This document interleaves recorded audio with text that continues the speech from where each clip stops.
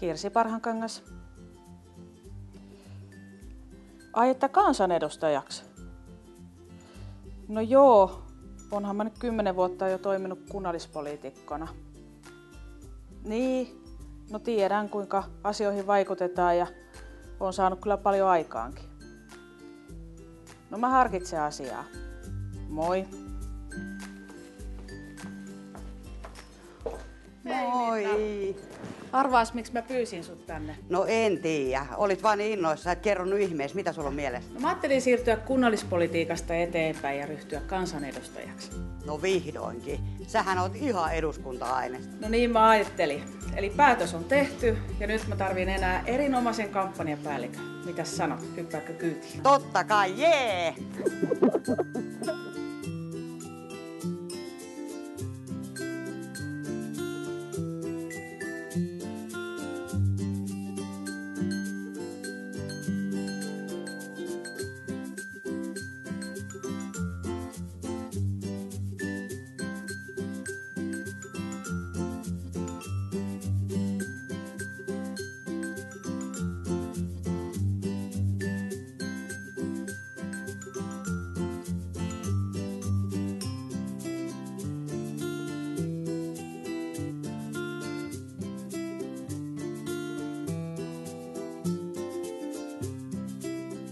Saitko ideasta kiinni?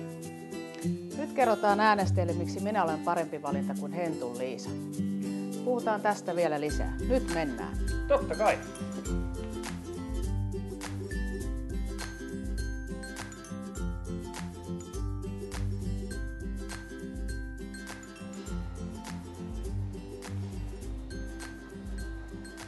No Kirsi, millä teemalla lähdetään kampanjaan? No julkisista palveluista on pakko säästää vähentämällä.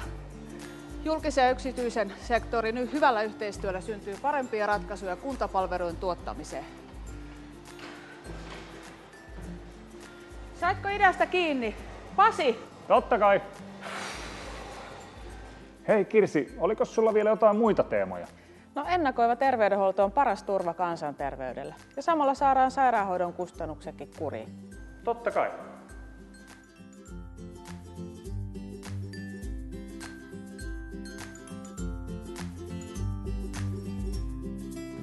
Hei Kirsi, oliko sulla vielä muita teemoja? Koulutusjärjestelmä on uudistettava työelämän tarpeisiin. Nuorten on saatava töihin eikä kortistoon. Totta kai.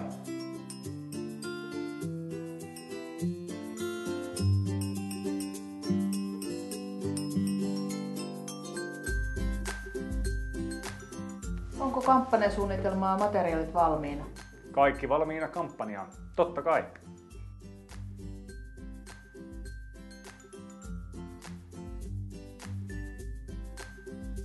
Sen mitä sanon, myös teen.